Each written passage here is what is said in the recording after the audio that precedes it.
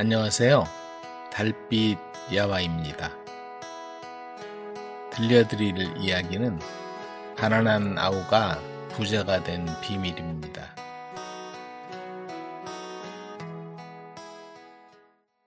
가난한 아우가 부자가 된 비밀. 지리산 깊은 산골 마을에 두 형제가 살았다. 두 사람은 형제이긴 하지만 생김새나 성격이 서로 완전히 달랐다. 형은 우락부락한 데다가 욕심이 많았고, 아우는 심성이 착하고 어려운 이웃을 돌보는 따뜻한 마음씨를 가지고 있었다. 한 형제인데 어쩌면 저렇게 다를까? 글쎄 말이요. 이웃들은 형제를 볼 때마다 그렇게 수군거리곤 했다. 부부가 서로 닮는 건지 그렇게 만난 건지 몰라도 형은 욕심 많고 자기밖에 모르는 여자를 만났고 아우는 착하고 순한 여자를 만났다. 가진 재산이 제법 많아 사는 데는 지장이 없었지만 아버지의 병환이 깊어가는 게 큰 걱정이었다. 어느 날 아버지가 두 형제를 불러 앉혀놓고 말했다. 이제 머지않아 내 어미 곁으로 갈 것 같구나. 형제가 서로 도와가며 잘 살아야 한다. 네, 아버지. 아우가 슬픈 얼굴로 대답했다. 하지만 형은 아무 말이 없었다. 넌 왜 대답이 없느냐? 그러자 형이 마지못한 듯이 염려 마세요. 알아서 할 테니까. 하고 대답하는 것이었다. 얼마 후 아버지가 세상을 떠났다. 그러자 기다렸다는 듯이 형과 형수는 아우의 식구들을 불러놓고 말했다. 이제 아버지도 안 계시니 서로 분가해서 살아야 하지 않겠냐? 언제까지 너희 식구를 돌봐주어야 하겠니? 저 산기슭에 있는 밭되기하고 논 반마지기 줄 테니 나가 살아야겠다. 형님, 갑자기 무슨 말이에요? 그리고 그 밭은 쓸모없어서 버려둔 땅이잖아요. 그리고 논 반마지기로 어떻게 먹고 살아요? 그러자 형수가 옆에서 거들고 나섰다. 우린 제사도 모셔야 하잖아요. 그것도 큰맘 먹고 주는 거예요. 그럼 그거라도 줄 때 받아. 형이 장단을 치니 그야말로 부창부수가 아닐 수 없었다. 그렇게 아우네 식구는 집에서 나와 산기슭 밭되기 옆에 헛간을 굳혀 살기 시작했다. 정말 너무하시네요. 재산을 다 차지하고 이렇게 내보내다니. 이것도 잘 읽으면 쓸만하겠소. 기왕 이렇게 된 거 원망하지 맙시다. 산기슭에 있는 아우의 집은 마을에서 조금 떨어져서 산으로 올라가는 길목에 자리 잡고 있었다. 그래서 밤만 되면 산짐승의 울음소리가 들리곤 해서 바깥 출입을 하기가 무서웠다. 그런데 어느 날 두렁거리는 소리가 들려서 아우가 방문 틈으로 내다보니 한 무리의 사람들이 보였다. 오늘은 크게 한 건 했다. 가서 잘 넣어두고 돌아가자. 네, 두목님. 그러더니 두목인 듯한 사내가 앞장을 서고 자루를 들쳐맨 사내들이 뒤를 따르는 것이었다. 산적들이다. 아우는 등골이 오싹해졌다. 지리산엔 예로부터 산적들의 소굴이 있었고 그날도 어디선가 재물을 털어서 돌아가는 중이었다. 아우는 잘 넣어두고 돌아간다는 그 말에 어디서 용기가 생겼는지 산적들의 뒤를 몰래 따라가기 시작했다. 얼마나 올라갔을까? 산적들은 어느 깊은 굴 앞에 발걸음을 멈추더니 안으로 들어갔다. 그곳은 호랑이가 살고 있다고 알려져 근처에 아무도 접근하지 못하는 그런 곳이었다.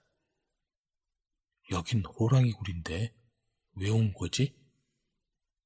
수풀에 몸을 숨기고 한참을 지켜보고 있자니까 산적들이 굴에서 나와 숲속으로 사라졌다. 아우가 집으로 돌아오니 아내가 가슴을 졸이며 기다리고 있었다. 어디 갔다 오는 거예요? 산적들이 재물을 숨겨놓은 곳에 다녀왔소. 내일 날이 밝으면 한번 가봅시다. 부부는 뜬 눈으로 밤을 지새우고 날이 밝자 산에 올라 호랑이 굴을 찾아갔다.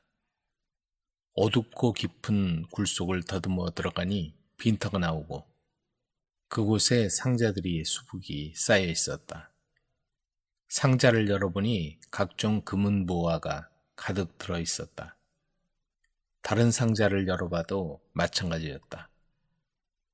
부부는 손발이 덜덜 떨렸지만 마음을 진정하고 자루마다 금은보화를 가득 담아서 짊어지고 돌아왔다. 그리고는 그걸로 전답을 사고 번듯한 집도 마련했다. 어디서 저런 돈이 난 거지? 형은 아우가 갑자기 전답과 커다란 집을 마련하자 재산을 빼돌린 게 아닌가 의심을 하고는 득달같이 찾아왔다. 너 이 돈 어디서 난 거냐? 몰래 재산을 빼돌린 거면 그냥 두지 않겠다. 그 지경에 이르자 아우는 사실대로 말하지 않을 수가 없었다. 뭐라고? 그 말을 믿으란 말이냐? 사실입니다, 형님. 하지만 산적들이 물건이 없어진 걸 알았을지도 모르니 다시 가는 건 위험합니다. 이것 봐라. 너 혼자서만 찾아야겠단 말이지? 그러더니 형은 열을 내며 집으로 돌아가 버렸다. 한편 굴에 찾아간 산적들은 상자들이 열려있고 보화들이 사라진 걸 알았다. 누가 여길 찾아와서 보화를 가져갔다. 오늘부터 숨어서 여길 지키도록 해라. 누구의 소행인지 가만두지 않겠다. 산적두목이 씩씩거리며 부하들에게 명령했다. 다음 날 일찌감치 형과 형수는 커다란 자루를 준비하고 짊어지고 올 지게까지 가지고 산길을 나섰다. 내가 더 많이 가져와야지. 아우보다 적으면 되겠어? 형과 형수는 험한 산속으로 올라가 마침내 굴을 찾아내서 그곳으로 들어갔다. 아우의 말대로 금은보화가 가득 담긴 상자들이 쌓여 있었다. 그런데 막 자루를 열고 보화를 담으려던 순간 목덜미에 서슬이 시퍼런 칼날이 닿았다. 바로 너였구나. 간이 배 밖으로 나와도 분수가 있지. 산적의 물건을 훔쳐? 그들은 너무 놀라 그 자리에 주저앉았다. 잘못했습니다. 제발 목숨만 살려주십시오. 하지만 산적들은 벌벌 떨면서 애걸하는 그들을 꽁꽁 묶어서 어디론가 끌고 가버렸고 그 뒤로는 아무도 소식을 들을 수가 없었다. 아우 부부는 형과 형수가 산에 간 뒤로 돌아오지 못하자 몹시 슬퍼하며 형의 자식들까지 돌보며 굴 속에서 가져온 보화를 어려운 사람들을 위해 아낌없이 나누어 주었다. 어차피 내 돈이 아니야. 돌려줘야 해. 그런데 굴 속에 있던 금은 보화는 어떻게 되었을까? 여긴 안전한 곳이 아니야. 다른 곳으로 옮기자. 산적들은 그 후 굴 속에 들어있던 보화를 어딘가로 옮겨갔다. 산적들의 횡포로 인해 고을 사람들이 고통을 당하자 관아에선 지리산 산적들을 소탕하기 시작했고 산적들이 마침내 자취를 감추었다. 내 여자를 내놓아라. 세상 물정 모르고 글 공부만 하던 선비가 마침내 혼례를 치렀다. 늦게 장가를 갔지만 무슨 복이 있는지 아내는 잘 사는 양반집 규수로 인물도 빼어나고 지혜로운 여자였다. 하지만 선비는 방구석에 앉아 책만 보던 위인이라 융통성도 없고 돈 벌 재주가 없어 아내가 가져온 돈으로 하루하루 집안을 꾸려나갔다. 그렇게 한 해가 지나갔다. 서방님, 부모님을 뵈러 고향에 한번 다녀올까 합니다. 그럽시다. 선비는 아내의 도움으로 살아가는 형편이라 아내의 부탁이라면 만사 제쳐놓고 선선히 잘 따랐다. 모처럼 처갓집을 방문하게 된 선비는 의관을 갖추어 입고 이웃집에서 말 한 피를 빌려와 아내를 태우고 몸종을 데리고 길을 떠났다. 그날은 날이 저물어 외진 주막에 여장을 불었다. 그런데 저녁을 먹고 잠시 쉬고 있는데 밖에서 왁자지껄한 소리가 들리더니 한 무리의 사내들이 주막에 들이닥쳤다. 선비가 조용히 동정을 살피고 있을 때 누군가 방문을 열고 불쑥 들어왔다. 누구요? 바라보니 사내들의 두목으로 보이는 덩치가 큰 남자였다. 이 밤중에 무슨 일로 오신 거요? 선비가 떨리는 목소리로 물었다. 난 산에 사는 사람이요. 거느린 부하도 많고 가진 재산도 많아 남부럽지 않게 살고 있어. 하지만 산중에 살다 보니 이 나이까지 아직 장가를 들지 못한 처지요. 주변에 시골 안악은 많지만 성에 차지 않소. 품이 있고 학식 있는 규수를 아내로 삼고자 하여 댁이 아내를 데려갈까 하오.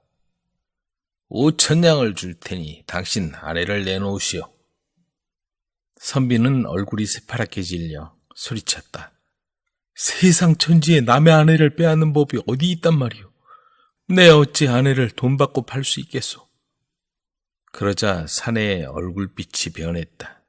내가 당신한테 큰 선심을 쓰는 거니까 그리 알고 돈을 받고 마누라를 내주든지 아니면 돈도 잃고 여자도 빼앗기든지 알아서 선택하시오. 그럴 경우 댁도 무사하지 못할 거요. 잠깐 여유를 줄 테니 결정하시오. 그러면서 사내는 큰 소리로 웃어대면서 방을 나갔다. 선비는 이러지도 저러지도 못하고 눈물만 흘리고 있을 따름이었다. 그때 아내와 몸종이 옆방에서 그 얘기를 듣고 있다가 아내가 문을 두드렸다. 선비가 건너가자 아내가 말을 꺼냈다. 피한다고 피할 수 있는 일이 아닙니다. 혼자 저 많은 무리를 상대할 수 없습니다. 저 남자를 따라갈 테니 5,000냥을 받으시고 무사히 돌아가도록 하세요. 저도 평생 부귀를 누리고 서방님도 그 돈이면 편하게 살 수 있습니다. 네, 어찌 그렇게 한단 말이오. 저는 이미 결심했습니다. 여자는 밖으로 선비를 내몰았다. 사내는 그걸 보고 만족해하며 껄껄 웃어댔다. 남편이 나가자 여자가 방에서 말했다. 당신들을 따라가겠소. 옷 갈아입고 단장을 할 테니 그동안 가마를 준비하고 기다려 주시오. 시간이 흐르고 마침내 여자가 나와 준비된 가마에 오르자 사내는 선비에게 5,000냥을 내주었다. 그리고 선비가 말릴 틈도 없이 길을 떠나버렸다. 선비는 망연자실하고 하염없이 통곡했다. 한참을 울고 난 선비는 아내가 묵던 방으로 들어갔다. 그런데 그곳에 몸종의 옷을 입은 아내가 앉아있지 않은가? 아니, 이게 어찌 된 거요? 사월이와 얘기를 해봤어요. 몸종으로 살기보다 부유하고 편하게 살기를 원해서 저와 옷을 바꿔 입고 사내를 따라가겠다고 하더군요. 문틈으로 본 사내가 마음에 든다고도 했고요. 정말 다행이요. 날이 밝는 대로 서둘러 돌아갑시다. 그때 나이 지긋한 주모가 얼굴이 사색이 되어서 들어왔다. 아이고, 이를 어쩌면 좋답니까? 저 금수만도 못한 것들. 남의 아내를 빼앗아 가다니. 주모는 자기 집에서 왜 이런 일이 생겼는지 안타깝다며 눈물까지 흘리며 진심으로 미안해했다. 두 사람은 아무 말도 없이 앉아 있었다. 그리고는 날이 밝자마자 서둘러 길을 나섰다. 노 부부의 새로운 인생. 고래등 같은 기와집이 온유월 햇빛을 받으며 산자락 밑에 우뚝 서 있었다. 한양에서 포목점을 하고 있던 부인이 그곳을 떠나 양반들이 사는 호젓하고 경치 좋은 마을에 자리 잡았다. 남해항으로 들어앉은 정자에 노부부가 손을 마주잡고 앉아 있었다. 아내의 이름은 정란이었다. 주름이 세월을 비켜가지는 못했지만 여전히 고운 자태를 지니고 있었다. 5월의 햇빛은 밝고 청명했다. 저 멀리 호수에는 산의 몇몇이 나룻배를 타고 고기를 잡는 모습이 희미하게 보였다. 두 사람의 얼굴에는 미소가 흐르고 있었다. 고맙소.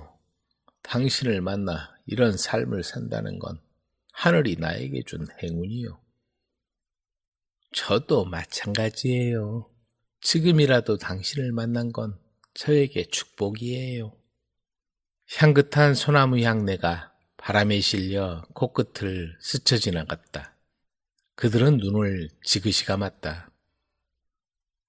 오래전에 서로 사랑했던 사이.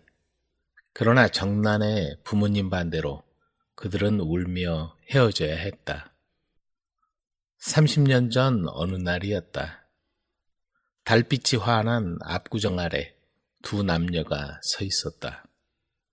도련님, 우리 먼 곳으로 떠나요. 안 돼요. 부모님 마음을 아프게 하며 그렇게 할 순 없어. 아버지께서 정원을 서두르고 계셔서. 정란이 말끝을 흐렸다. 정란은 노랫소리에 끌려 영창과 사랑하는 사이가 되었다. 근처 장자말에서 큰 부자인 윤대인의 외동딸로 자란 정란에 비해 영창은 홀어머니 밑에서 어렵게 자랐다. 평소 시조와 판소리에 심취해 가객이 되고자 폭포와 산속을 찾아다니며 득음을 하기 위해 노력했다. 윤대인이 잔치를 열던 날, 흥을 돋우기 위해 가객들을 불렀는데 그 중에 한 명이 영창이었다. 별채에서 노랫소리에 귀를 기울이던 정란의 눈에 영창의 모습이 들어왔다. 그 뒤로 한두 차례 행사를 통해 알게 된 두 사람은 서로 사랑하는 사이가 되었다. 영창과 정란은 눈을 피해 압구정에서 만나 서로의 마음을 주고받았다. 영창은 부잣집 행사에 불려다니며 수고비로 내미는 돈이나 구경꾼들이 던져주는 엽전이 주된 수입이었다. 게다가 요즘과 같이 인기 있는 직업이 아니다 보니 편견도 만만치 않았다. 그러니 딸과 영창의 만남을 눈치챈 윤대인이 노발대발한 것도 무리는 아니었다. 뭐? 누굴 만난다고? 내 눈에 흙이 들어가기 전에는 안 돼. 다시 한번 만나고 다니면 알아서 해. 정란은 아버지의 불같은 성격을 잘 알았다. 누구를 시켜 영창에게 소리 소문 없이 해코지를 할지 모르는 상황이었다. 아버지가 우리 사이를 다 알아버렸어요. 이제 다시는 못 볼 거예요. 정란은 그 말을 남기고 돌아섰다. 정란의 눈은 퉁퉁 부어 있었다. 낭자, 미안하오. 내가 너무 못나 붙잡을 수도 없구려. 텅 빈 압구정에 홀로 앉아 영창은 가슴이 무너져 내렸다. 윤대인은 시전 포목상 최씨 집안과 정혼을 서둘렀다. 몇 달 후 정란은 포목상 최씨 아들에게 시집을 갔다. 영창은 먼 발치에서 그걸 지켜보며 하염없이 눈물을 흘렸다. 가객이라는 직업을 택한 자신을 원망하기도 했다. 주막에 들러서 얼마나 술을 마셨는지 모른다. 하지만 취하기는커녕 정신이 더 또렷해지는 것 같았다. 영창은 정란을 잊기 위해 오로지 일에만 몰두했고 더 이름난 가객이 되기 위해 노력했다. 세월이 흘러갔다. 영창은 어느덧 명창으로 불리기 시작했다. 하지만 아직 혼자 몸이었다. 그런 영창에게 여인들의 유혹이 끝도 없이 많았지만 영창은 좀처럼 마음을 주는 법이 없었다. 저희 마님께서 한번 뵙자고 하십니다요. 혼자 된 부잣집 마나님의 적극적인 구애도 있었지만 영창의 마음은 돌덩이 같았다. 한편 정난의 남편이 된 포목상 아들은 빈둥거리는 한량이었다. 성공한 아버지 덕에 어려움 없이 자란 정난의 남편은 허구한 날 잡배들과 어울려 다니며 술판을 벌이고 사고를 쳤다. 장가를 들면 나아질까 했는데 그건 희망사항일 뿐이었다. 정신 좀 차리고 일을 배워야지. 이제 내가 맡아서 해야지. 하지만 아들은 대답만 말뚝처럼 했다. 포목상 최 씨는 가업을 이어야 할 아들에게 실망하고는 며느리를 불렀다. 얘야, 아무래도 내가 나서야 하겠구나. 내일부터라도 나와서 일을 배우거라. 네, 아버님. 정난은 포목점에 나가 열심히 일을 배워 가업을 이어나갔다. 그렇게 시전상인으로 자리를 잡게 된 정난은 포목뿐 아니라 주당까지 팔아서 많은 양반, 고관들까지도 단골로 만들어 나날이 사업이 번창해 나갔다. 포목상 가운데 터줏대감으로 불릴 때쯤엔 정난의 머리에 하얗게 서리가 내려 있었다. 시부모도 세상을 떠난 뒤였고 일이라고는 손에 대본 적이 없던 한량 남편도 이미 세상에 없었다. 어느 날 포목점에 새도 있는 대감집에서 사람이 찾아왔다. 대감마님 회갑잔치에 쓸 옷감을 마련해야 하니 들어오라 하시오. 정난은 옷감을 챙겨 부랴부랴 대감집을 찾아갔다.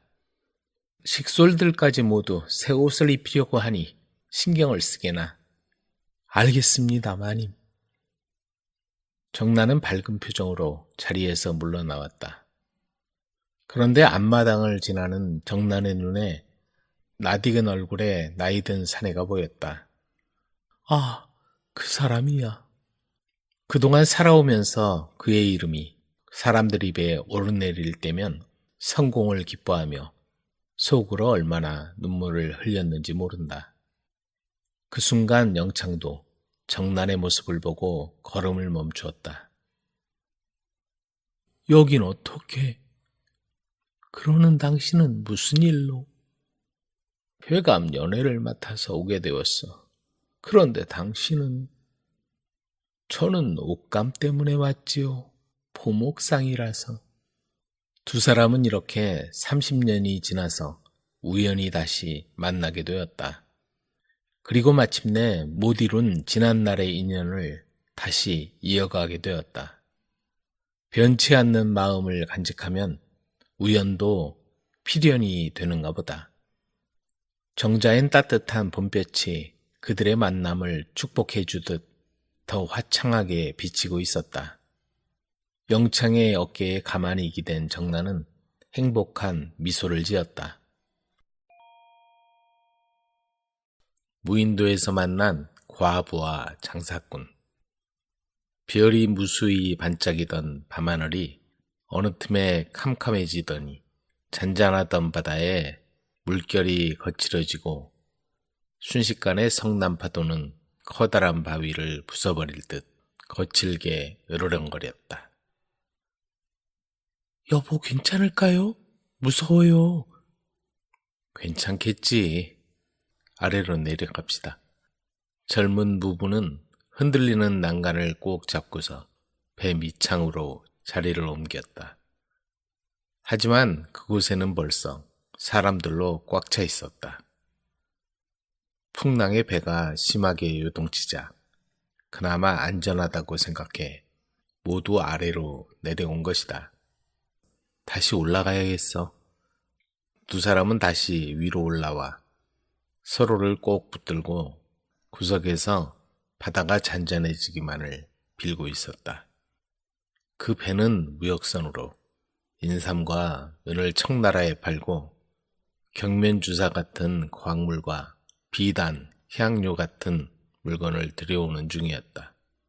강경댁과 남편은 청나라에서 양반집 여자들이 쓰는 향료와 분과 장신구를 구했다. 평소 친분이 있는 양반댁 마님들을 찾아가면 없어서 못 팔 정도로 이문이 많은 장사였다. 모두 움직이지 않게 꼭 잡으시오. 갑판에서 누군가 큰 소리를 질렀다. 하지만 파도는 미친 듯이 날뛰었고 다음 순간 우지끈하는 소리와 함께 뱃머리가 들리는가 싶더니 한편으로 기울며 그대로 좌초되고 말았다. 풍랑 속에 내팽개쳐진 강경댁은 구사일생으로 물에 떠있는 나무 조각을 잡았다. 얼마나 시간이 흘렀는지도 모른다. 아침 해가 동력 수평선에 떠오르자 언제 풍랑이 일었냐는 듯이 바다는 고요해졌다. 사방엔 부서진 뱃조각들이 널브러졌고 어지럽게 부서진 판자들이 둥둥 떠 있었다. 풍랑 속에서 암초에 부딪혀 배가 산산조각 나고만 것이다. 배 밑창에 몰려있던 사람들은 아무도 빠져나오지 못했다. 강경댁은 혼신의 힘을 다해 저만치 보이는 육지를 향해 나아갔다. 그리고 마침내 해변에 닿자 그대로 정신을 잃고 말았다. 정신이 드시오? 강경댁이 눈을 뜨니 두 남자가 자기를 내려다보고 있었다. 여긴 어딥니까? 무인도요. 우리만 살아남았소. 강경댁은 겨우 몸을 일으켰다. 아무리 둘러봐도 남편이 보이지 않았다. 여보. 강경댁은 목숨을 건졌다는 사실에 안도의 한숨을 쉬었지만 남편 생각에 한참을 목 놓아 울었다. 그곳은 무인도에 있는 동굴이었다. 해변에 쓰러진 강경댁을 보고 두 사람이 옮겨온 것이다. 우린 운 좋게 목숨을 건졌지만 앞으로 살아갈 일도 만만치 않을 거요. 강경댁은 두려움에 몸을 떨었다. 그때 젊은 남자가 입을 열었다. 난 인삼무역을 하는 강대인이요. 이 사람은 갑판장 이씨고. 강대인은 30대 중반쯤 나이에 점잖고 호인처럼 보였다. 하지만 이씨라는 갑판장은 거칠고 뱃사람의 기질이 있는 사내였다. 그 와중에도 그 사내의 시선은 바닷물에 착 달라붙은 여자의 몸매에 쏠렸다. 음흉스런 눈으로 여자를 훑어보고 있는 모습을 눈치챈 강대인은 이 씨를 팔로 툭 쳤다. 이보시오, 뭐 하는 거요? 그 모습을 들킨 갑판장은 도리어 큰소리쳤다. 아니, 사람이 사람을 쳐다보는데 그게 무슨 잘못이라도 되는 건가? 강경댁은 두려움에 떨며 구석으로 자리를 피했다. 동굴 안은 생각보다 넓은 편으로 덕분에 바닷바람과 추위를 막을 수 있었다. 하지만 당장 먹을 것이 문제였다. 내가 나가서 배에 있는 식량을 찾아오겠소. 갑판장이 동굴 밖으로 나서며 한마디 했다. 남편 일은 정말 안 되었소이다. 강경댁은 서름이 북받친 듯 눈시울을 붉힌 채 말이 없었다. 여기서 나갈 수 있을까요? 강경댁이 한참 만에 입을 떼었다. 군산 포진에 들어가기로 한 날짜가 있으니 사고가 난 걸 알고 관선이 구조하러 나올지도 모르겠소. 저희를 찾을 수 있을까요? 모든 건 하늘에 맡겨야지요. 무인도에 살아남아 있는 현실이 두렵기도 해서 무언가 의지할 대상이라도 만난 듯 강경댁과 강대인은 많은 얘기를 나누었다. 한참 시간이 지났을 무렵 물을 뚝뚝 흘리며 갑판장 이씨가 돌아왔다. 이거 받으시오. 쌀을 찾았소. 물에 적긴 했지만 먹을 순 있을 것 같소. 내려놓은 상자를 보니 이런저런 먹을 게 담겨 있었다. 정말 다행이요. 당장 며칠은 버틸 수 있겠소. 강대인이 이씨에게 고마움을 표했다. 누군 이 고생을 하는데 누군 편안히 연애질이나 하니. 갑판장은 강대인과 강경댁을 번갈아 보며 못마땅하다는 듯이 거친 말을 내뱉었다. 그게 무슨 소리요? 강대인이 손사래를 쳤지만 둘 사이에 묘한 긴장감이 흘렀다. 밤이 되자 기온이 급격히 떨어졌다. 차가운 공기를 머금은 바닷바람이 동굴 안으로 휘몰아쳤다. 흠뻑 젖었던 옷이 어느 정도 마르기는 했지만 축축한 기운이 남아있어 쌀쌀한 기온에 온몸이 덜덜 떨려왔다. 안쪽에서 자도록 하시오. 우린 바깥쪽에 눕겠소. 강대인은 강경댁을 안쪽으로 보내고 갑판장과 입구 쪽에 자리를 잡았다. 칠흑 같은 어둠이 밀려왔다. 해변에 밀려오는 거센 파도 소리와 귓전을 맴도는 바람 소리만 들릴 뿐이었다. 강경댁은 배가 좌초되던 순간을 떠올리고는 질끈 눈을 감았다.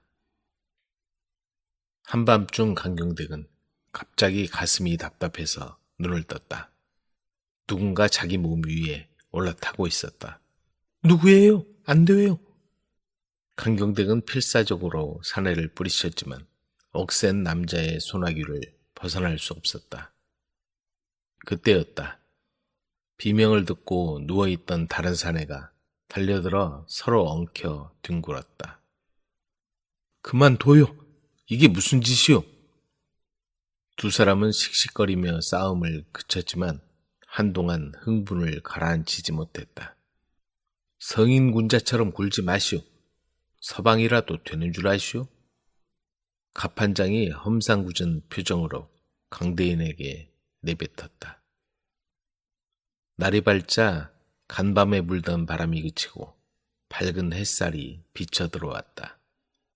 불이라도 있으면 밥이라도 지을 텐데 당장 먹을 건 바닷물에 젖은 육포와 건어물 뿐이었다.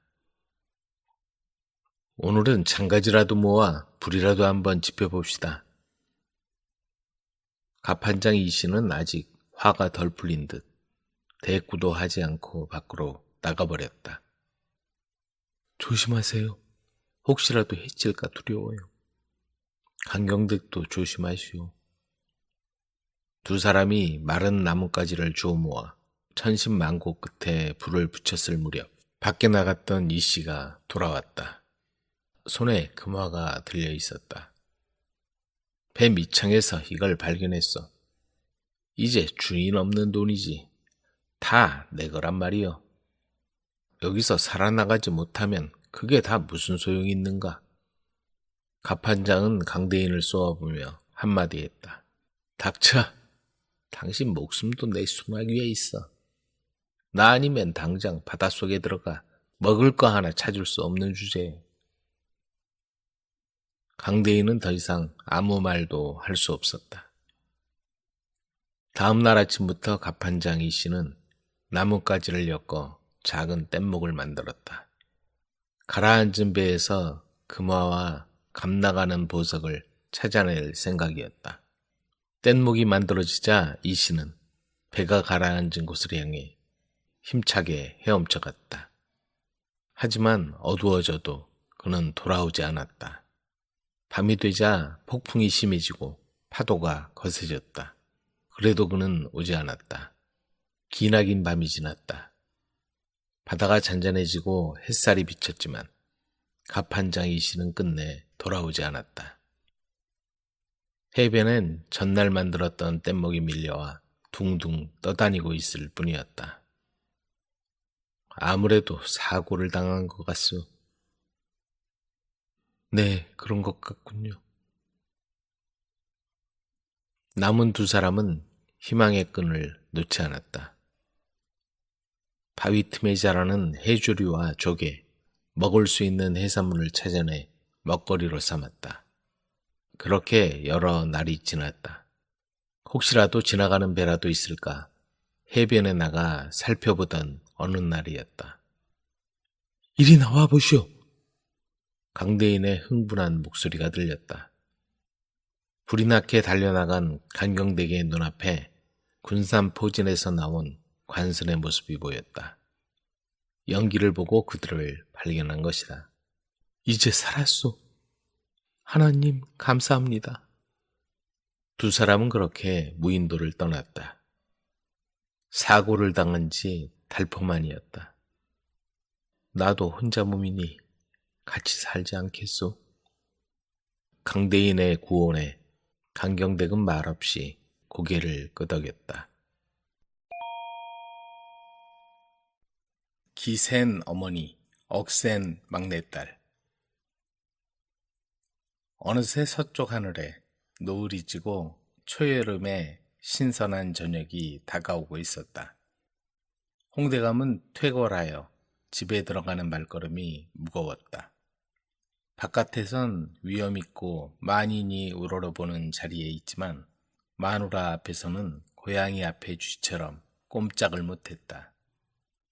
젊은 소실이라도 있어 아양이라도 부리면 집에 와도 재미가 있으련만 예전에 소실을 한번 들였다가 사나운 마누라 등살에 못 버티고 쫓겨간 뒤로는 오로지 성질 사납고 품성이 완고한 마누라뿐이었다. 안채로 들어서자 입구에 있던 계집종 하나가 뛰어나와 머리를 조아렸다. 갸름하고 예쁘장한 계집종의 자태에 홍대감은 잠시 눈길을 멈추었다. 여색을 찾는데 나이가 들었다고 지위가 높다고 상관이 있겠는가. 내 이름이 무엇이냐? 덕이라 하옵니다. 그래, 천하의 미인이구나. 계집종은 얼굴을 붉히며 황급히 자리를 떴다. 그런데 그 광경을 몰래 엿보는 이가 있었으니 바로 사나운 마누라였다. 질투심에 불탄 홍대감 부인은 다음 날 즉시 그 덕이라는 계집종을 호라비 머슴과 짝지어버렸다. 상황이 그렇다 보니 홍대감은 마누라 무서워 곁눈질 한번 할 수 없었다. 홍대감에겐 딸만 셋이 있었다. 큰딸과 둘째 딸은 시집을 갔고 막내딸만 아직 혼자였다. 큰딸과 둘째 딸은 아버지의 성품을 닮아 시댁과 남편을 잘 섬기며 살고 있었지만 문제는 막내딸이었다. 천방지축인데다가 어머니의 사나운 기질을 닮은 것이다. 너도 이제 혼담이 오갈 나이가 되었으니 쓸데없는 성격을 고치도록 해라. 아버지는 막내딸이 알아듣기 쉽게 잘 타일렀으나 막내딸은 타고난 성격인데 혼자 사는 한이 있어도 어쩔 수 없습니다. 하고 말하는 것이었다. 어쩌면 저리도 제 어미의 강자를 쏙 빼닮았단 말이냐. 장차 어떤 사내가 저 아이를 데리고 살까. 홍대감은 속으로만 생각하고 있을 뿐 그 뒤로는 두 번 다시 입 밖으로 꺼내지 않았다. 어느 날 홍대감이 종로길을 따라 퇴골하던 중이었다. 물러거라, 대감마님 행차시다. 거덜이 발길질을 하며 행인들을 몰아댔다. 그런데 거덜의 외침에도 꼼짝도 하지 않고 서 있는 총각이 있었다. 누군데 대감마님 행차를 방해하는 거요? 거덜이 거들먹거리며 소리쳤다. 그러자 그 총각이 그렇다고 해서 갈 길을 막아서면 되겠느냐?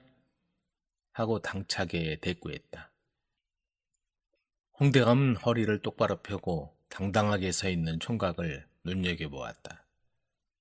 넌 어디 사는 누구냐? 종로 사는 박진사의 큰아들 박대찬이라 하옵니다. 내가 박진사의 자제란 말이냐? 네, 그러하옵니다.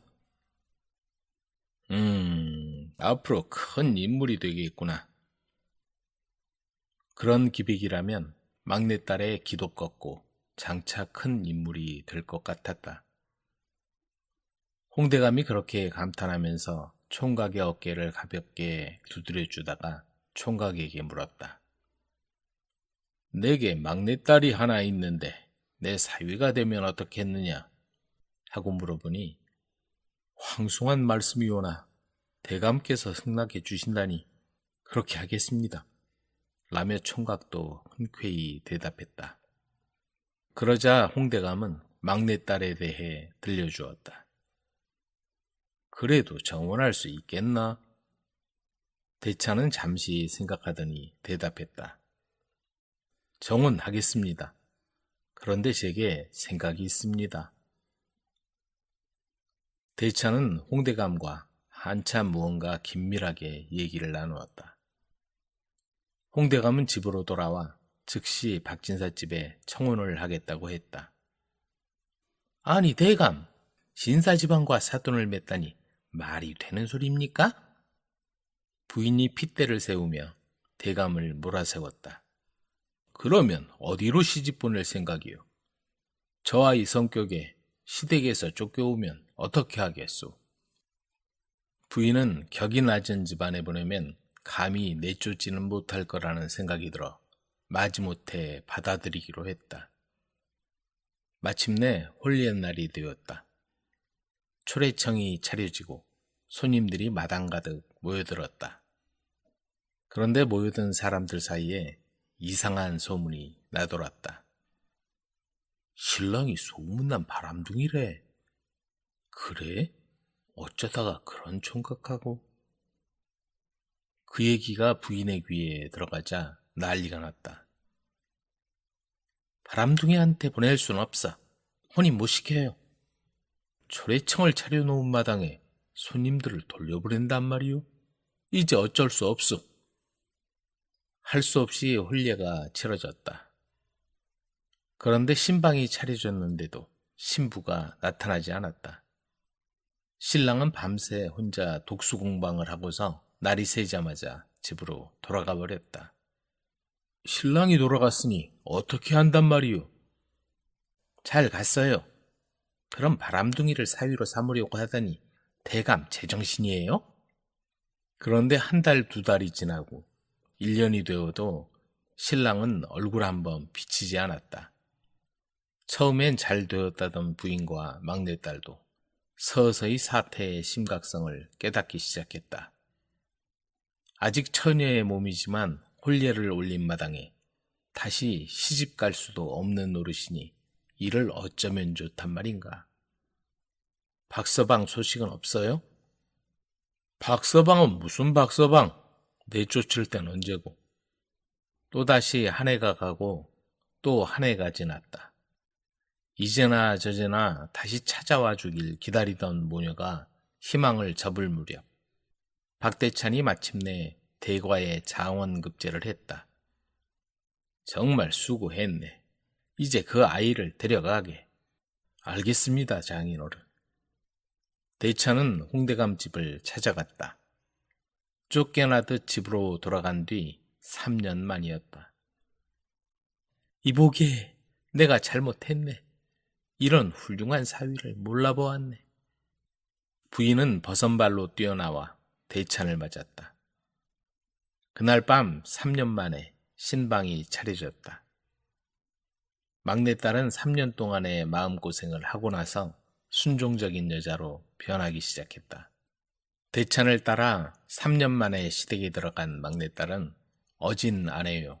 시부모를 잘 모시는 착한 며느리가 되어 살아갔다. 물고기가 웃었던 이유.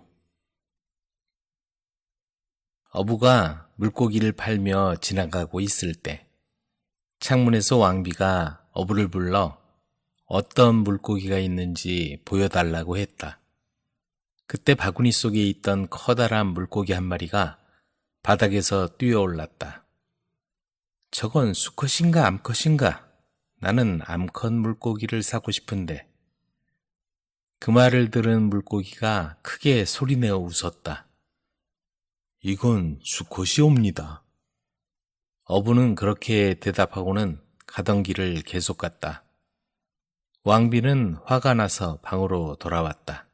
그날 저녁 왕은 왕비의 기분이 좋지 않은 걸 눈치챘다. 무슨 일이 있어? 어디 아픈 거요? 괜찮아요. 그런데 물고기가 이상한 행동을 해서 너무 기분이 나빴어요. 오늘 어부가 물고기 한 마리를 보여줬는데 그게 수컷인지 암컷인지 물었더니 그 물고기가 아주 무례하게 웃었어요. 물고기가 웃었다고? 말도 안 돼요. 당신 꿈을 꾼 거 아니요? 정말이에요. 제가 두 눈으로 똑똑히 보았고 그 웃음소리를 두 귀로 똑똑히 들었다니까요. 그거 참 이상하군. 알겠소. 내가 한번 알아보겠소. 다음 날 아침 왕은 부하에게 왕비의 말을 전하면서 6개월 내에 조사해서 알아내라고 명령했다. 만약 알아내지 못하면 큰 벌을 받을 거라고 말했다. 부하는 왕에게 꼭 알아오겠다고 약속했지만 어디서부터 시작해야 할지 막막했다. 그로부터 5개월간 그는 그 물고기가 웃은 이유를 알아내려고 쉬지 않고 일했다. 방방곡곡 돌아다니며 학자들, 현명한 현인들과 마술사, 과학자 등 여러 분야의 사람들에게 조언을 구했다. 하지만 물고기가 웃었던 이유를 아는 사람은 아무도 없었다. 부하는 이제 벌을 받을 일만 남았다고 생각하고 상심했다. 왕이 그 비밀을 알아오지 못하면 큰 벌을 주겠다는 말을 취소하지 않을 걸 그는 잘 알고 있었고 심지어 죽을 수도 있겠다는 생각을 하니 두려움이 엄습했다. 가족들에게 그 얘기를 하자 아들이 물고기가 왜 웃는지 그 이유를 알아보겠다고 말했다. 부하는 큰 기대는 하지 않았지만 아들이 여행을 떠나는 걸 허락하고 해답을 찾아오길 기대했다. 잘생기고 똑똑한 젊은이는 즉시 여행을 떠났다. 며칠 후 아들은 여행길에 농부를 만나 함께 길을 걸었다. 더운 날씨에 지치는 여행이 계속되었다. 우리가 번갈아가며 업고 간다면 좀 더 편하게 갈 수 있지 않을까요? 하고 젊은이가 말했다. 바보 같은 소리. 농부는 쓸데없는 소리라고 나무랐다. 조금 지나서 추수를 기다리는 밭을 지나게 되었다. 그 밭은 곡식들이 바람에 흔들려 마치 금으로 만들어진 바다처럼 보였다. 이게 이미 먹은 것입니까? 아닙니까? 젊은이가 물었다. 농부는 할 말을 몰라 그냥 모른다고 대답했다. 잠시 후 그들은 큰 마을에 도착했다. 그 마을에 도착했을 때 젊은이는 농부에게 주머니 칼을 주며 말했다. 이걸 가지고 가서 말 2마리를 데려오세요. 하지만 소중한 칼이니까 꼭 다시 가져오세요. 농부는 젊은이의 태도가 재밌기도 했지만 한편으로는 화가 났다. 그래서 젊은이가 자기를 놀리고 있거나 미친 게 분명하다고 중얼거리며 그 칼을 밀어제쳤다. 그 후 젊은이와 농부는 도시에 도착할 때까지 아무 말도 하지 않았다. 그들은 상점가를 찾다가 이슬람교 사원으로 갔지만 인사를 하거나 와서 쉬라고 초대해주는 사람이 아무도 없었다. 정말 큰 공동묘지네요. 하고 젊은이가 말하자 저 친구는 이렇게 사람들로 가득 찬 도시를 왜 공동묘지라고 부르는 걸까? 하며 농부는 이상하게 생각했다. 그 도시를 지나자 무덤 옆에서 죽은 영혼을 기리며 기도하는 사람들에게 빵을 나누어주는 사람들을 만날 수 있었다.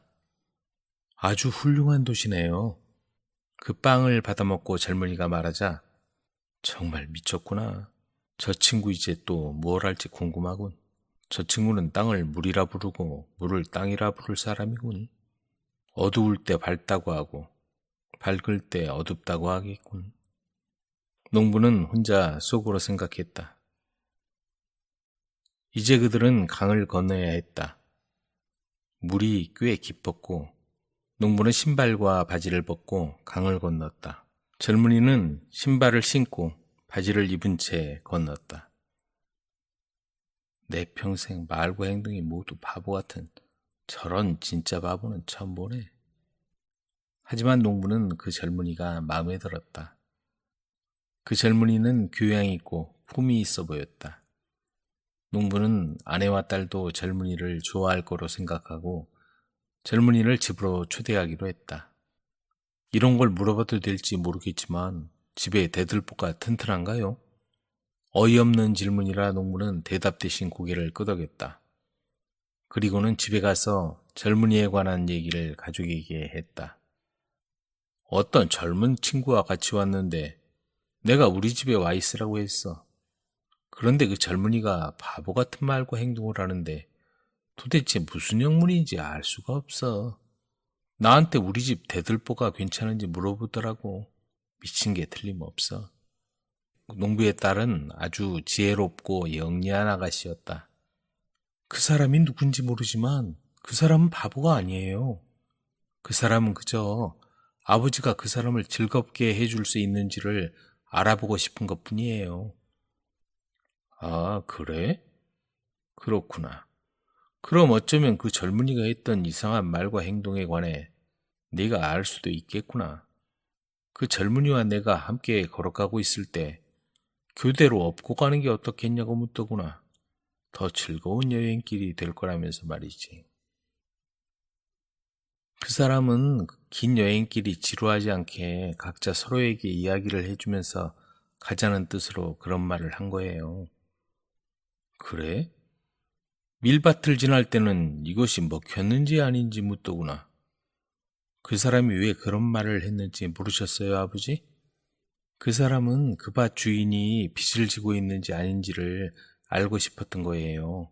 만약 밭 주인에게 빚이 있다면 그 밭에서 수확한 것들은 이미 먹은 것이나 다름없다는 거죠.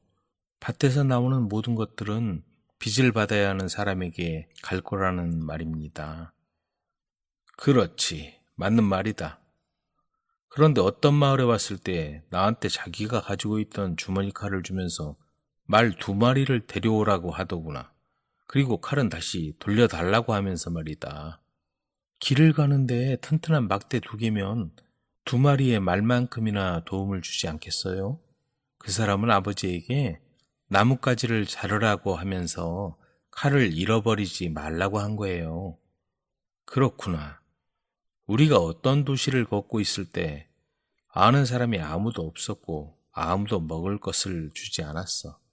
하지만 공동묘지에 다다랐을 때 그곳에 있던 사람들이 우리를 불러 빵을 주었단다. 그러자 그 젊은이가 도시를 공동묘지라고 부르고 공동묘지를 도시라고 부르더구나. 아버지, 야박한 사람들은 죽은 사람들보다 못하고 그 사람들이 사는 도시는 죽은 곳이나 마찬가지예요. 하지만 죽은 사람들로 가득 찬 공동묘지에서는 사람들이 친절하게 대하고 빵도 주었잖아요. 그래, 그렇지. 농부가 놀란 목소리로 말했다. 그런데 방금 우리가 강을 건너올 때 그 젊은이가 신발을 신은 채로 건너더구나. 그 사람의 지혜에 감탄할 수밖에 없네요. 전 빠르게 흐르는 강물에 맨발로 들어가 뾰족한 돌들을 밟으며 강을 건넌다는 것이 정말 바보 같다고 생각했어요. 조금만 비틀거려도 넘어져서 머리에서 발끝까지 온몸이 다 젖어버릴 테니까요. 그 사람은 정말 지혜로운 사람이에요. 그 사람과 만나서 얘기를 해보고 싶어요. 그래, 그럼 내가 그 사람을 찾아서 데리고 오마. 아버지, 그 사람에게 우리 집 대들보가 아주 튼튼하다고 전하세요. 그러면 그 사람은 들어올 거예요.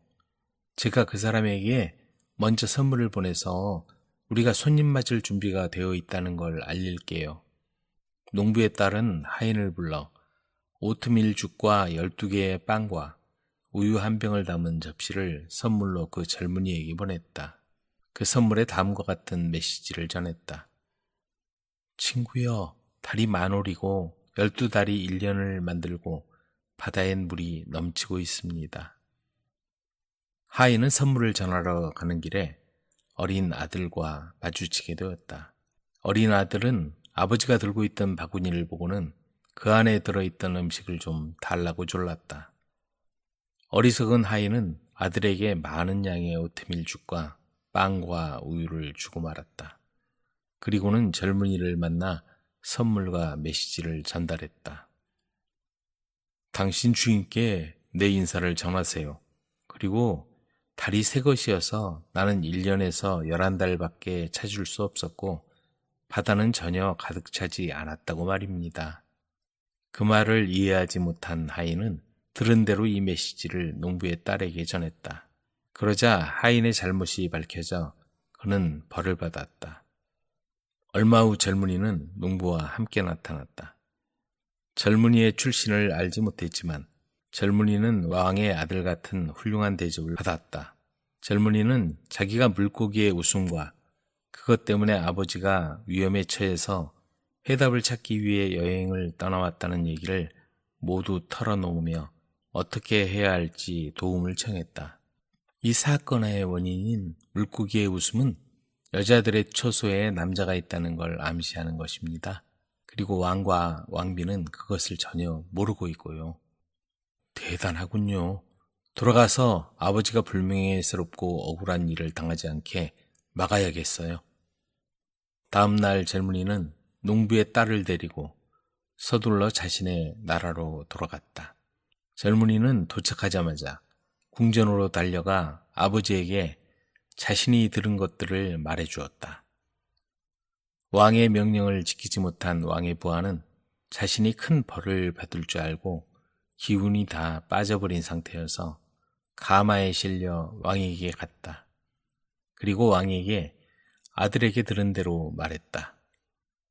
왕비의 처소에 남자가 있다니 말도 안 된다. 하지만 확실합니다, 전하.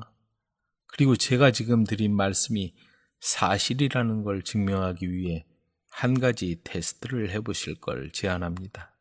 구덩이를 크게 파서 궁전에 있는 모든 여자를 불러 모아 그 구덩이를 뛰어넘어 보라고 해주십시오. 그러면 남자는 뛰는 모습에서 자신의 정체를 드러낼 수밖에 없을 것입니다. 왕은 구덩이를 파라는 명령을 내렸고 궁전에 있는 여자들에게 그 구덩이를 뛰어넘어 보라고 했다. 모두 다 실패하고 한 사람만이 뛰어넘는데 성공했다.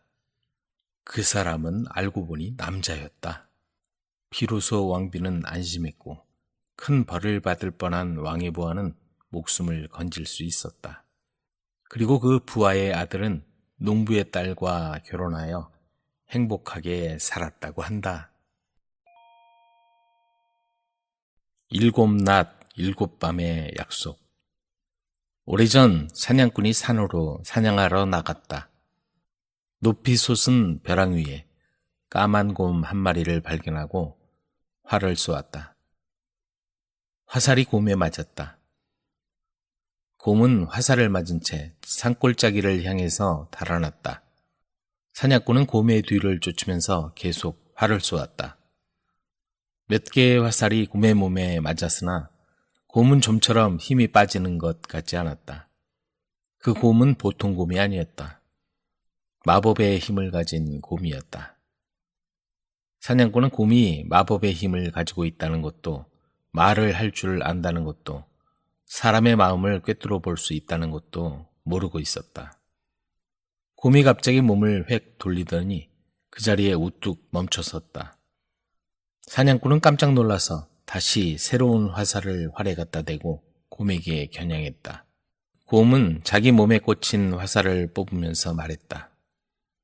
자, 내 화살을 돌려주겠다. 나를 죽이려는 어리석은 생각은 그만두는 게 좋아. 그보다는 우리 집에 와서 오랫동안 같이 재미있게 살아보지 않겠어?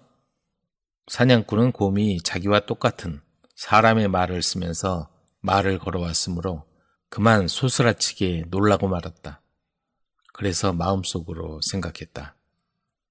천만에 곰과 같이 살다니 내가 곰을 죽이려고 했으니 곰이 나를 죽일지도 모른다. 곰이 사냥꾼에게 말했다. 겁낼 필요 없어. 당신을 죽이지는 않을 테니까. 하지만 곰과 같이 뭐를 먹고 산단 말인가? 먹을 것이 있을까? 그러자 곰은 사냥꾼의 생각을 알고 있다는 듯이 다시 말을 했다. 걱정할 거 없어. 먹을 것은 얼마든지 있으니까. 그래서 사냥꾼은 곰을 따라갔다.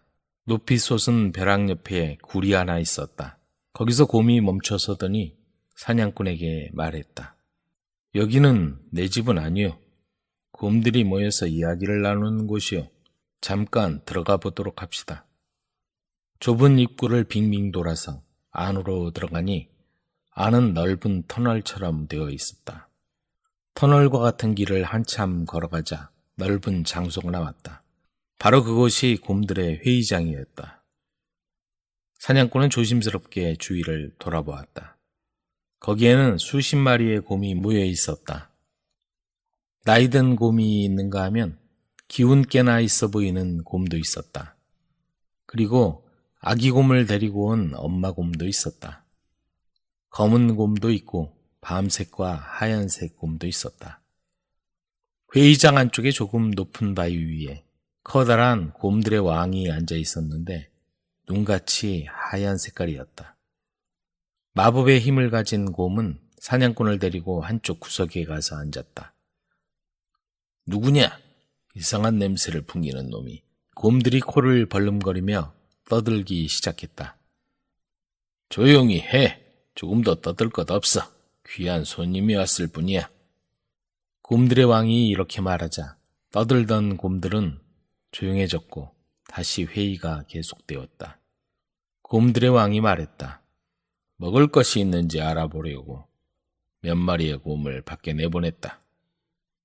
마침 그때 먹을 것을 찾으러 갔던 곰들이 돌아왔다. 아래쪽 골짜기 숲속에 밤과 도토리가 무릎 위까지 차도록 쌓여 있다고 말했다. 그 말을 들은 곰들은 아주 좋은 나머지 덩실덩실 춤을 추기 시작했다. 맨 처음 일어나서 춤을 춘 곰은 기다란이라고 부르는 마르고 키가 큰 검은 곰이었다. 곰들이 정신없이 춤을 추는 동안 마법의 힘을 가진 곰과 사냥꾼은 살짝 굴을 빠져나왔다.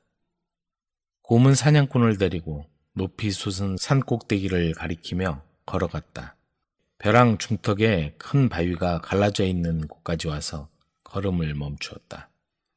여기가 내 집이요. 곰은 바위가 갈라진 사이로 들어갔다.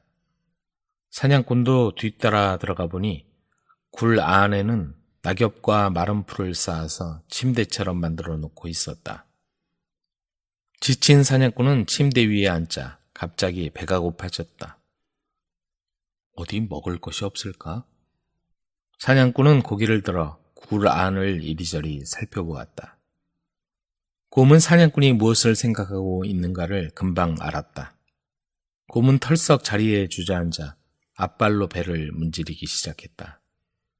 그렇게 하자 점점 앞발 안에는 호두가 가득 찼다. 사냥꾼이 앉아있는 앞에 호두를 흩어놓고는 다시 배를 문지르기 시작했다. 이번에는 복숭아가 많이 나왔다. 또 문지르자 산딸기가 나왔고 다음에는 밥이 나왔다.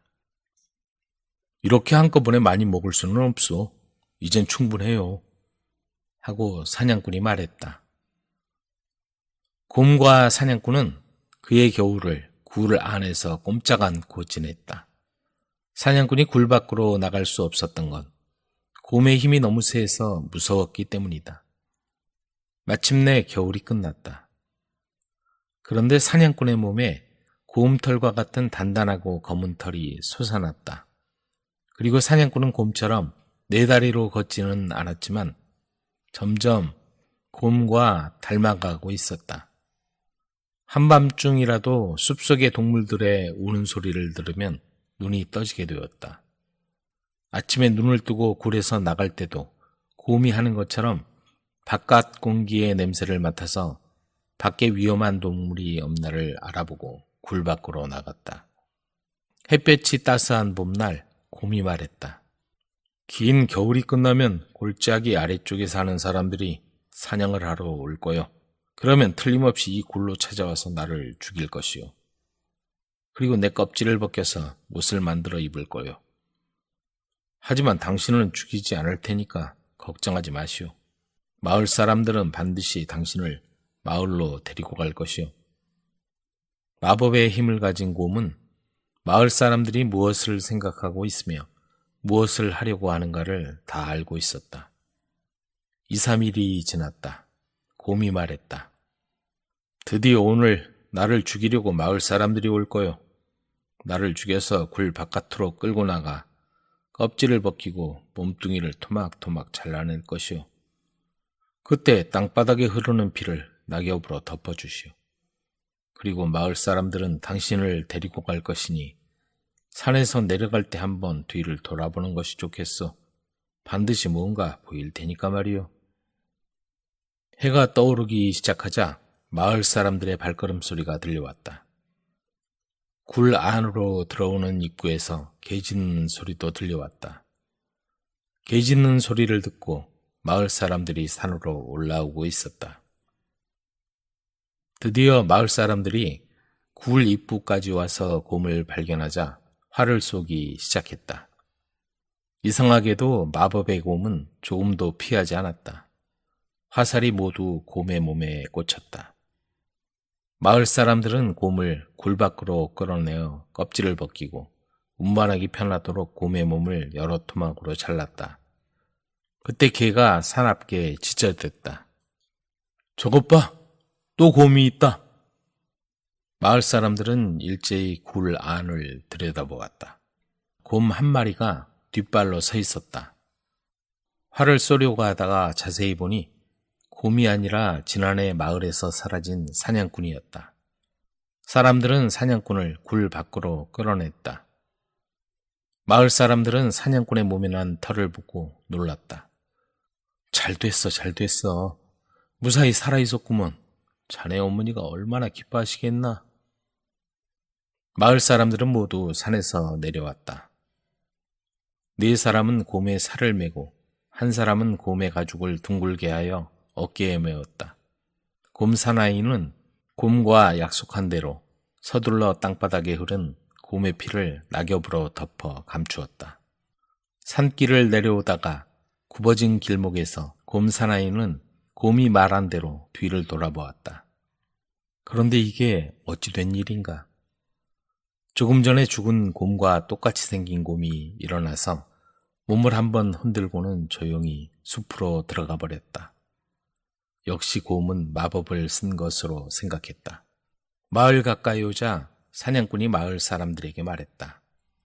마을에 이르거든 나를 사람이 없는 오두막집 같은 곳에 넣어주게. 나는 7낮 7밤을 아무것도 먹을 수가 없다네. 그동안은 사람들에게 내 모습을 보이면 안 된다네. 7낮 7밤을 아무것도 먹지 않고 있어야만 곰으로부터 전염된 곰의 정신이 내 몸에서 빠져나가 다시 보통 사람으로 변할 수가 있다네. 그래서 마을 사람들은 마을 변두리에 있는 빈집에 사냥꾼을 넣고 아무에게도 이런 일을 말하지 않겠다고 약속을 했다. 그런데 아무에게도 말하지 않는다는 것은 힘든 일이었다. 누군가 그 사냥꾼의 아내에게 그만 그 사실을 알리고 말았다. 남편이 죽었다고 생각했던 사냥꾼의 아내는 남편이 돌아왔다는 말을 듣자 곧바로 곰 사나이가 들어있는 변두리의 빈집으로 정신없이 달려갔다. 여보, 저예요. 당신 아내예요. 사냥꾼의 아내가 불렀지만 곰 사나이는 자기 아내를 안으로 들어오지 못하게 했다. 사냥꾼의 아내는 매일같이 빈집으로 찾아왔다. 그리고 울면서 지금까지 혼자서 얼마나 쓸쓸했으며 얼마나 걱정했는가를 말했다. 하루, 이틀, 사흘 이렇게 닷새가 되었을 때 빈집 속에 들어있던 곰 사나이도 참을 수가 없었다. 아내가 불쌍하게 생각되어 견딜 수가 없던 것이다. 그래서 마침내 문을 열고 말았다. 사냥꾼의 아내는 크게 기뻤다. 곰의 모습은 하고 있어도 자기 남편임에 틀림없었다. 집으로 데리고 가서 옥수수죽과 사슴고기를 먹게 하고 부드러운 담요 위에 곰 사나이를 재웠다. 그래도 사냥꾼은 자기가 곰 사나이가 되어 있었기 때문에 부드러운 담요 위에서는 마음 놓고 잠을 잘 수가 없었다. 곰 사나이는 땅 위에 나뭇잎을 깔아놓고 그 위에 누워 잤다. 옥수수죽과 사슴고기도 옛날처럼 먹을 수가 없었다. 곰이 먹는 날고기나 나무 열매를 먹지 않고는 견딜 수가 없었다. 7낮, 7밤의 약속을 지키지 않았기 때문에 사람도 곰도 아닌 곰 사나이는 끝내 평범한 사람으로 다시 돌아갈 수 없었다. 검은 황소. 한 마을에 3명의 딸과 사는 여자가 있었다. 어느 날 그녀의 첫째 딸이 어머니에게 말했다. 어머니, 오크 케이크를 구워주세요. 제 운명을 찾으러 갈 거예요. 어머니는 첫째 딸에게 케이크를 구워주었다. 그리고 첫째 딸은 늙은 점쟁이에게 가서 자기의 운명을 알려달라고 했다. 내 운명을 알고 싶으면 뒷문을 내다봤을 때 무엇을 보았는지 나에게 말해주어야 한다. 그녀는 첫째 날에는 아무것도 보지 못했다. 둘째 날 역시 아무것도 보지 못했다. 그런데 셋째 날 뒷문을 내다봤을 때 길을 따라 달려오는 6마리의 말이 끄는 마차를 보았다. 그리고 그녀는 점쟁이한테 달려가 그 얘기를 해주었다. 자, 그것이 너의 운명이다. 그래서 첫째 딸은 그 마차를 타고 떠났다. 그 후 둘째 딸이 그녀의 어머니에게 말했다. 어머니, 저도 오크 케이크를 구워주세요. 제 운명을 찾으러 갈 거예요. 어머니는 둘째 딸에게도 케이크를 구워주었고 그녀는 자기의 언니가 했듯이 늙은 점쟁이에게 갔다. 점쟁이는 그녀에게 뒷문을 내다보고 무엇이 보이는지 말하라고 했다. 그녀는 첫째 날 아무것도 보지 못했다. 그리고 둘째 날 역시 아무것도 보지 못했다. 하지만 셋째 날 그녀는 길을 따라 달려오는 4마리의 말이 모는 마차를 보았다. 그것이 너의 운명이다. 둘째 딸은 그 마차를 타고 떠났다. 그러자 셋째 딸도 어머니에게 가서 말했다. 어머니, 오크 케이크를 구워주세요. 제 운명을 찾으러 갈 거예요. 어머니는 그녀 말대로 했고 그녀도 늙은 점쟁이에게 갔다. 점쟁이는 역시 그녀에게 뒷문을 내다보고 무엇이 보이는지 말하라고 했다. 그녀는 첫째 날 아무것도 보지 못했다. 그리고 둘째 날도 아무것도 보지 못했다. 하지만 셋째 날 다시 봤을 때 그녀는 점쟁이에게 가서 길을 따라 달려오는 큰 검은 황소를 보았다고 했다. 자, 그것이 너의 운명이다. 셋째 딸은 그 말을 듣고 절망과 슬픔으로 거의 넋이 나갔다.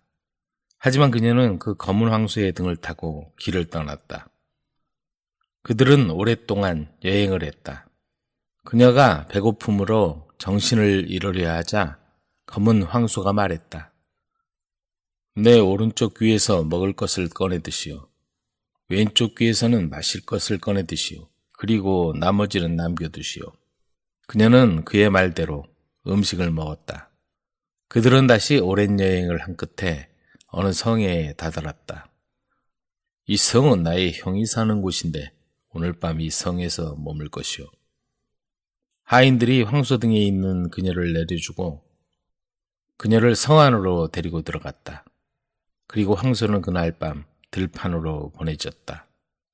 다음 날 아침 그들이 황소를 성으로 데리고 오더니 그녀에게 사과 한 개를 주며 말했다.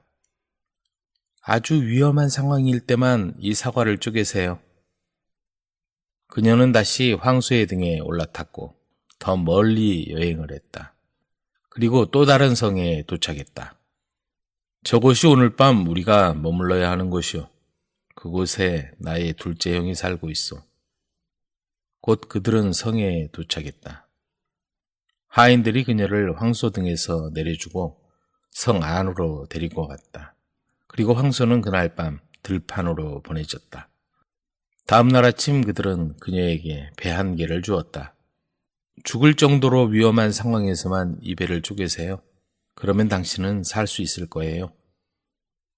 그녀는 다시 황소의 등을 올라타고 길을 떠났다. 긴 여행 끝에 가장 웅대한 성에 도착했다. 이곳이 오늘 밤 우리가 머물러야 하는 곳이요. 저기에 나의 막내 동생이 살고 있어. 다음 날 아침에 그녀는 자두 한 개를 받았다. 그리고 위험한 상황에 부닥쳤을 때 이 자두가 도움을 줄 거라고 했다. 그녀는 황소 등에 올라타고 다시 여행을 시작했다. 어둡고 음산한 골짜기에 도착할 때까지 긴 여행을 했다. 그 골짜기에서 그녀는 황소 등에서 내려왔다. 그 순간 그녀는 황소 가죽에 꽂혀있는 바늘을 발견했다. 그걸 뽑아내자 황소는 멋진 기사로 변했다. 기사는 그녀에게 마법을 풀어줘서 고맙다고 했다. 하지만 그 바늘을 다시 내 등에 꽂아야만 하오. 내가 이 지독한 마법에서 풀려나기 전에 마귀를 물리쳐야 하오. 내가 싸우는 동안 당신은 이 돌에 앉아 내가 돌아올 때까지 당신의 손과 발을 움직여서는 안 돼요. 당신 주변의 모든 것이 푸른색으로 변한다면 내가 이겨서 이 마법이 영원히 풀리게 될 거요. 하지만 붉은색으로 변한다면 우린 다신 볼 수 없게 될 것이요. 그래서 그녀는 기사가 그녀에게 말한 대로 다시 바늘을 꽂았다. 그는 즉시 검은 황소로 돌아갔고 혼자 길을 떠났다. 그녀는 돌에 앉아 꼼짝하지 않았다. 얼마 후 그녀 주변의 것들이 푸른색으로 변했다. 기뻐서 흥분한 나머지 그녀는 그만 움직이고 말았다. 그녀는 지칠 때까지 오랫동안 앉아 울었다. 마침내 그녀는 뭔가 결심한 듯 거대한 산이 나올 때까지 걷고 또 걸었다. 그녀가 그 산에 올라가려고 했으나 할 수가 없었다. 산 너머로 가는 길을 찾으려고 산 기슭에 갔을 때 그녀는 대장장이를 만났다. 대장장이는 그녀가 7년 동안 자기를 위해 일을 해준다면 산을 오를 수 있는 철로 된 신발을 주겠다고 했다. 마침내 7년이 흘러 그녀는 철로 된 신발을 받았다. 그리고 다시 여행을 떠났고 산에 올라 늙은 어느 세탁소 여주인의 오두막에 갔다. 그녀는 세탁소 여주인에게서 멋진 젊은 기사에 관한 얘기를 들을 수 있었다. 그 기사님은 마법사와 싸울 때 피로 얼룩진 셔츠를 세탁해달라고 맡기면서 옷에 있는 모든 얼룩을 깨끗이 하는 사람을 신부로 맞이하겠다고 했다오. 나이든 세탁소 여주인은 지칠 때까지 세탁하고 세탁을 했다. 그들 모녀는 젊은 기사를 차지하겠다는 희망을 품고 빨고 또 빨았다. 그들은 모든 방법을 다 썼지만 하나 남은 얼룩은 지울 수가 없었다. 그래서 모녀는 그녀에게 일을 시켰고 그녀가 빨래를 시작하자마자 셔츠가 깨끗하고 하얘졌다. 하지만 세탁소 여주인은 기사에게 가서 자기 딸이 그 셔츠를 세탁했다고 말했다. 그래서 젊은 기사와 세탁소 여주인의 딸이 결혼하기로 되었다. 그녀는 자기의 운명인 그 기사가 다른 여자와 결혼하게 된 것이 너무도 슬프고 괴로웠다. 그때 그녀는 사과를 기억하고 사과를 쪼갰다. 그 속엔 그녀가 본 적 없는 값비싸고 귀한 금은 보석이 있었다. 그래서 그걸 세탁소 여주인의 딸에게 가지고 갔다. 만약 당신이 당신의 결혼식을 하루만 연기하고 그의 방에 제가 갈 수 있도록 허락해 주시면 이 보석들을 당신에게 드리겠습니다. 딸은 그녀의 말에 동의하고 엄마에게 말했다. 그녀의 엄마는 기사가 깨어나지 못하게 수면제를 준비해 기사에게 주었다. 기사는 수면제를 마시고 깊은 잠이 들었다. 불쌍한 그녀는 밤새도록 기사 옆에서 울면서 노래를 불렀다. 7년 동안 저는 당신을 위해 일을 했습니다. 저는 당신을 위해 힘든 언덕을 올라왔습니다. 저는 당신을 위해 피로 얼룩진 셔츠를 세탁했습니다. 깨어나서 저를 봐주지 않으실 건가요? 하지만 기사는 잠에서 깨어나지 않았다. 다음날 그녀는 배를 기억하고 그걸 쪼갰다. 그러자 전보다 더 화려한 보석들이 쏟아져 나왔다. 만약 당신이 결혼식을 하루만 연기하고 그의 방에 제가 갈 수 있도록 허락해 주시면 이 보석들을 당신에게 드리겠습니다. 그녀는 다시 젊은 기사의 방으로 갈 수 있는 두 번째 밤을 세탁소 여주인의 딸과 협상을 했다. 하지만 세탁소 여주인은 또 그에게 수면제를 먹였다.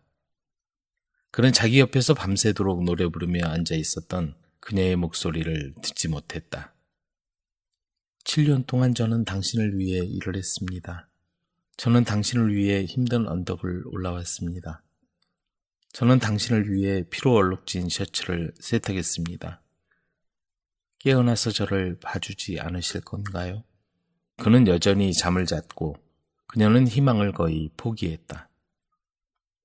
다음 날 기사가 사냥을 갔을 때 그의 친구가 기사에게 그의 방에서 밤새도록 들려온 슬픈 노래에 관해 물었다. 그는 그 소리를 듣지 못했기 때문에 그날 밤 깨어있기로 했다. 그녀는 희망과 절망 사이에서 마지막으로 자두를 쪼갰고 자두는 3개의 과일 중에서 가장 비싼 보석을 내놓았다. 그리고 세탁소 여주인의 딸에게 똑같은 부탁을 했다.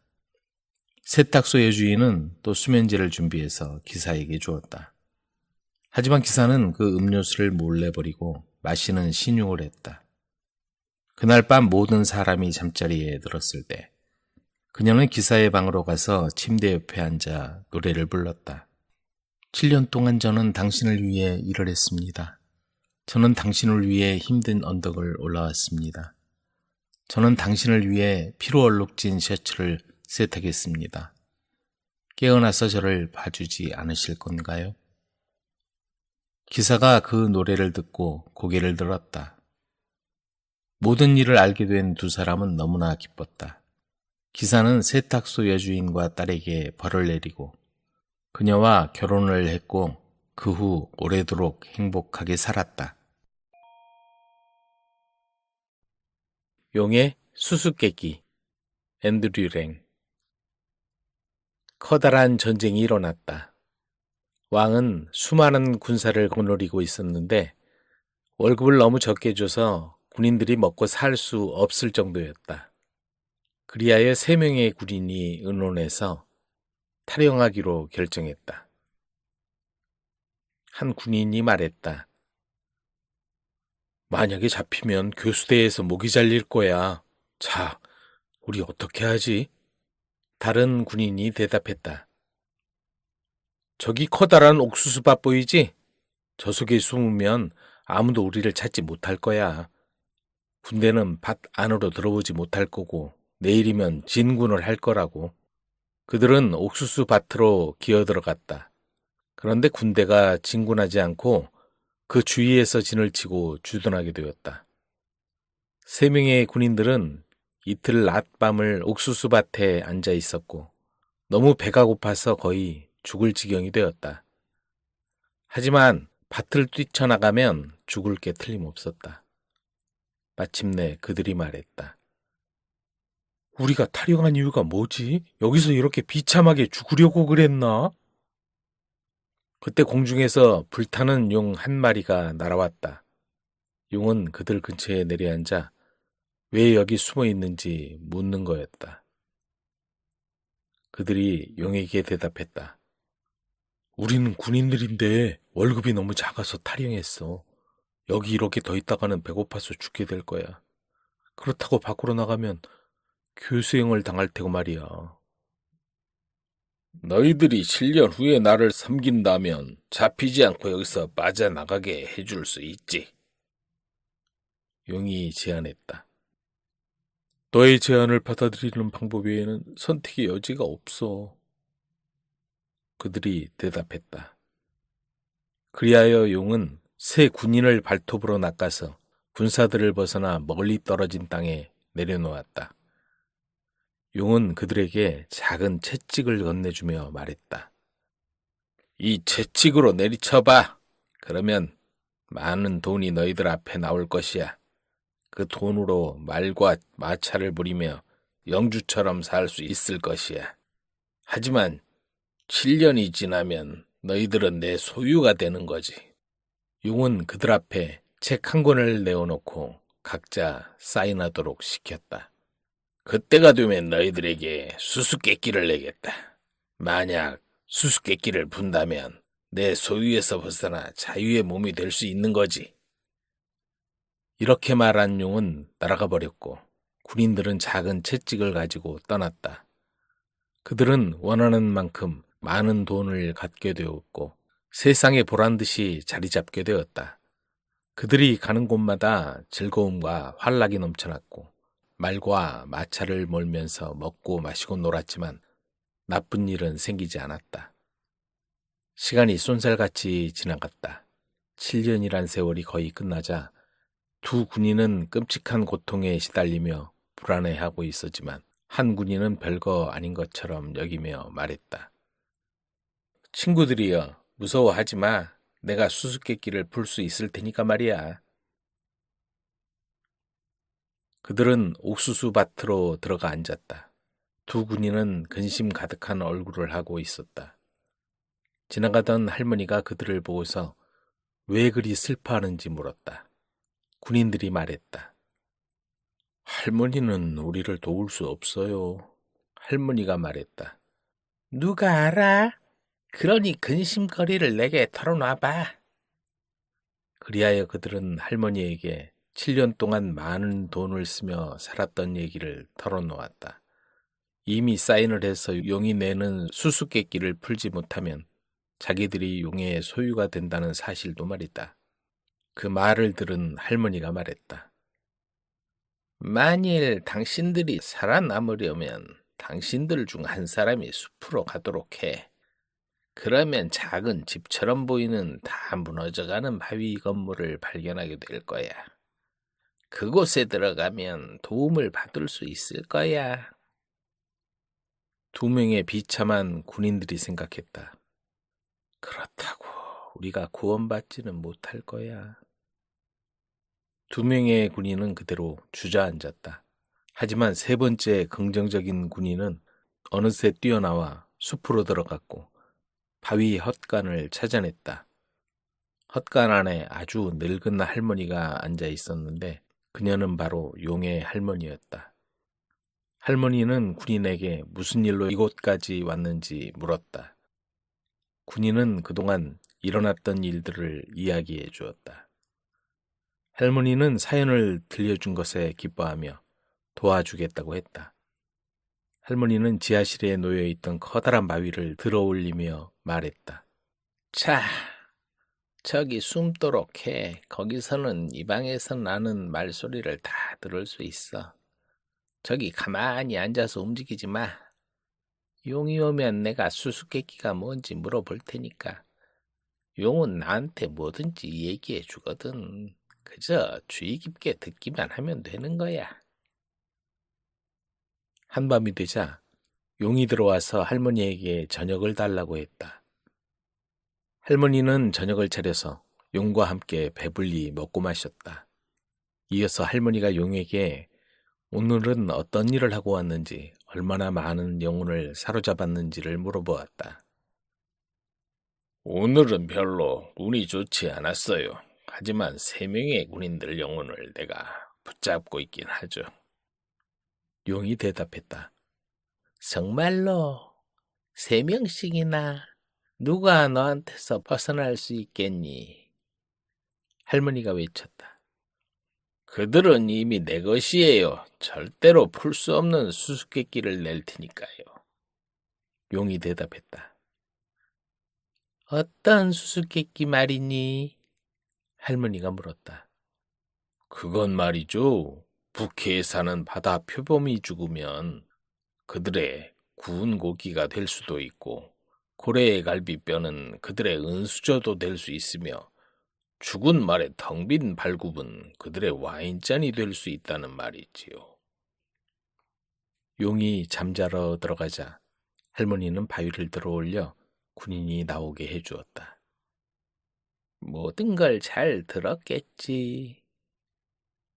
네, 충분히 들었고 이제 해결 방법을 찾았어요. 그가 대답했다. 이제 그는 조용히 창문을 빠져나와 친구들이 있는 곳으로 서둘러 돌아갔다. 그리고 친구들에게 용이 할머니에게 속아서 스스로 수수께끼의 정답을 말했다고 알려주었다. 그러자 모두 기뻐하며 흥분하여 채찍을 꺼내어 휘두르자 많은 돈이 땅에서 튀어나왔다. 7년의 세월이 다 끝나자 용이 찾아와 책을 들고서 사인을 가리키며 말했다. 난 너희들을 지하세계로 데려갈 것이다. 거기서 먹이가 되는 것이지.